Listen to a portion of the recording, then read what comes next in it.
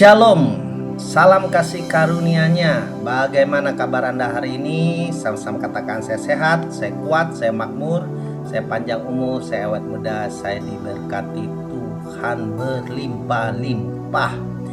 Ya, renungan kita hari ini berjudul Sadar Salib. Bapak Ibu Saudara sekalian, salib memisahkan perjanjian lama dengan perjanjian baru. Yang saya maksudkan bukan perjanjian lama seperti Kejadian, Keluaran, Imamat, Bilangan, Ulangan, dan seterusnya, atau perjanjian baru seperti Matius, Markus, Lukas, Yohanes, dan seterusnya. Yang saya bicarakan bukan kitabnya Bapak Ibu Saudara sekalian, tetapi isi perjanjiannya. Perjanjian lama yang kita kenal adalah hukum Taurat, perjanjian yang dilakukan oleh umatnya saat itu dengan Allah yang diwakili oleh Musa. Sedangkan perjanjian baru, perjanjian kasih karunia yang dilakukan manusia dengan Allah yang dilakukan oleh Yesus Tuhan kita. Katakan amin. Sekali lagi, bukan bicara tentang kitabnya Bapak Ibu Saudara sekalian, melainkan perjanjiannya. Saat sebagian besar orang Kristen menyadari bahwa salib Yesus itu penting, tetapi banyak yang tidak menyadari kehebatan maknanya. Salib adalah garis pemisah antara perjanjian lama dan perjanjian baru saat Yesus berseru, "Sudah selesai." Yang lama telah berlalu dan yang baru telah datang. Pertama, terjadi perubahan besar Bapak Ibu Saudara sekalian ketika Yesus berkata, "Sudah selesai." Perubahan yang terjadi sangatlah besar, bahkan pada awalnya murid-murid Yesus mengalami kesulitan untuk meninggalkan yang lama.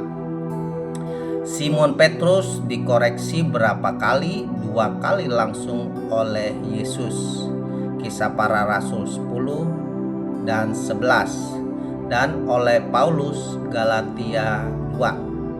Karena dia dirayu untuk kembali ke dalam perjanjian lama, yaitu hukum Taurat.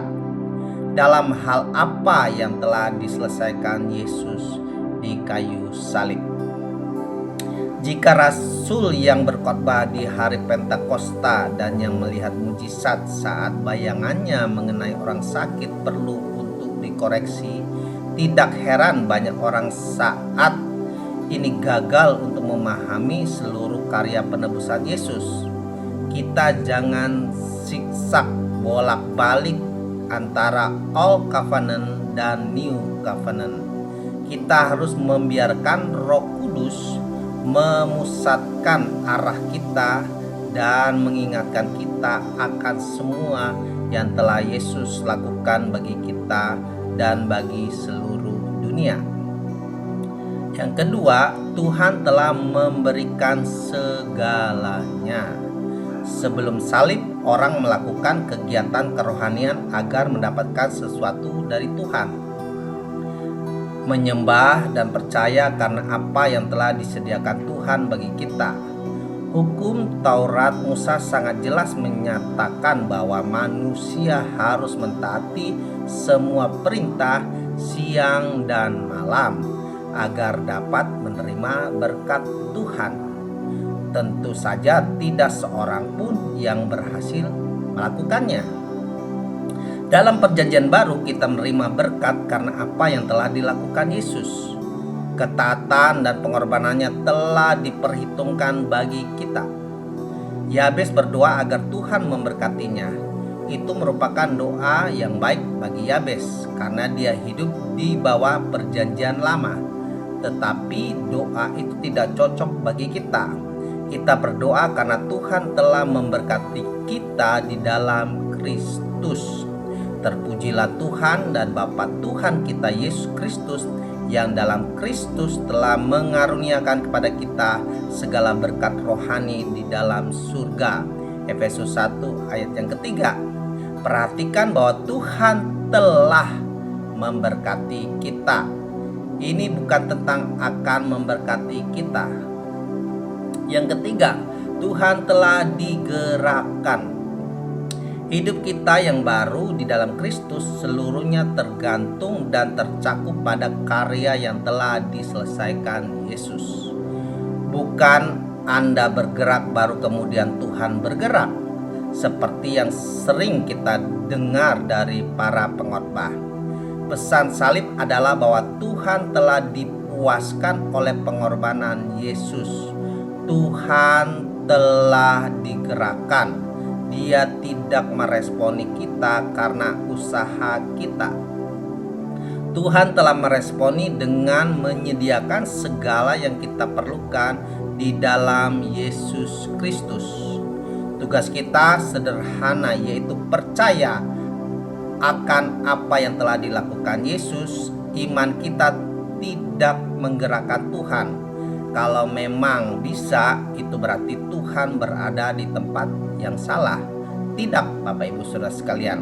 Iman adalah bersandar pada apa yang telah dilakukan Yesus. Iman tidak mengharapkan apa yang akan dilakukan Tuhan suatu hari nanti. Itu adalah pemikiran perjanjian lama. Tetapi iman yang sesungguhnya memandang pada apa yang telah dilakukan Yesus di kayu salib bagi kita. Itu cukup, Bapak Ibu Saudara sekalian. Yang keempat, temukan apa yang telah kita miliki. Sebelum salib kita memiliki lambang-lambang, bayangan, dan ritual-ritual. Setelah salib kita memiliki kenyataannya. Sebelum salib orang percaya mengharapkan karya Kristus. Sekarang kita melihat ke belakang apa yang telah Dia lakukan. Ini adalah inti dari kehidupan Kristen. Saat awal kita diselamatkan, kita tidak mengetahui semua yang telah disediakan Kristus bagi kita. Meskipun demikian, pada saat kelahiran baru itu kita menerima segala yang kita butuhkan.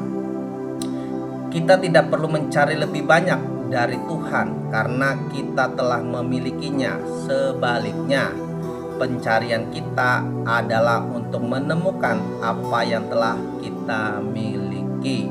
Sama seperti Adam harus membuka matanya dan menemukan semua yang telah disediakan Tuhan di Taman Eden. Demikian juga Roh Kudus membuka mata kita untuk menemukan warisan kita. Rasul Paulus tidak pernah menyatakan bahwa orang percaya kekurangan sesuatu. Amin, amin. Grace, grace, grace to you. Kasih karunia-Nya, kemurahan-Nya, berkat berlimpah-limpah menyertai Bapak, Ibu, Saudara sekalian. Amin.